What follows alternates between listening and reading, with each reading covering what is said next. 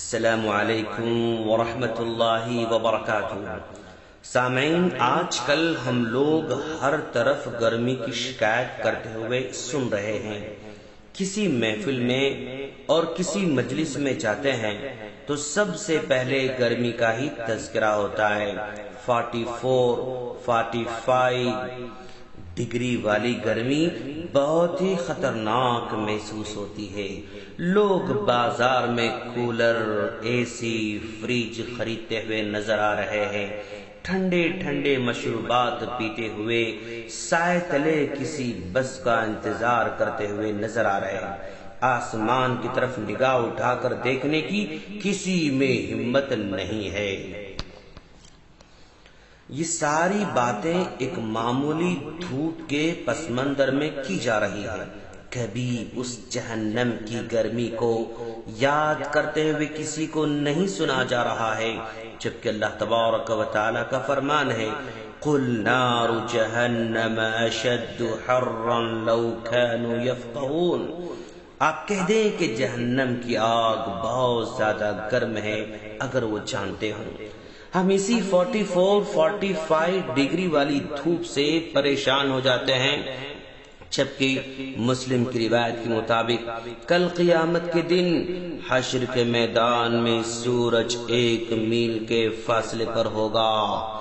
اپنے لوگ اپنے اعمال کے مطابق پسینے میں ہوں گے۔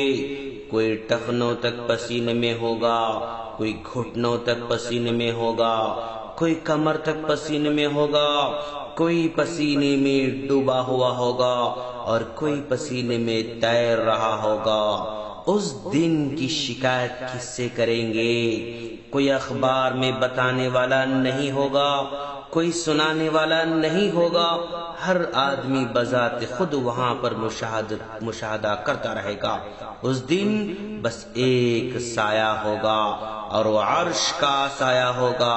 اس عرش کے نیچے کچھ خاص لوگ ہوں گے، جیسے انصاف پسند بادشاہ، وہ نوجوان جس کی جوانی عبادت میں گزری ہو، اور وہ آدمی جس کا دل مسجد سے لگا ہوا ہو، وہ 2 آدمی جو اللہ کی خاطر دوستی کرتے ہیں اور اللہ کی خاطر دشمنی کرتے ہیں، وہ نوجوان جسے کوئی بڑے خاندان کی عورت گناہ کی دعوت دیتی ہے لیکن اللہ سے ڈر کر گناہ سے بچ جاتا ہے، وہ آدمی جو اللہ کی راہ میں سیدھے ہاتھ سے خرچ کرتا ہے تو بائیں ہاتھ کو خبر نہیں ہوتی، اور وہ آدمی جو تنہائی میں بیٹھ کر اللہ کو یاد کرتا ہے اور آنسو بہاتا ہے۔ ایسے لوگ کل قیامت کے دن وہاں کی گرمی سے محفوظ رہیں گے، عرش کے سائے تلے جگہ پائیں گے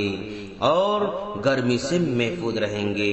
ہم اللہ سے دعا کرتے ہیں کہ باری تعالیٰ تو ہم تمام کو ان 7 لوگوں میں سے ہم کو شامل فرما جو عرش کے سائے تلے جگہ پانے والے ہیں۔ آمین۔ السلام علیکم ورحمۃ اللہ وبرکاتہ۔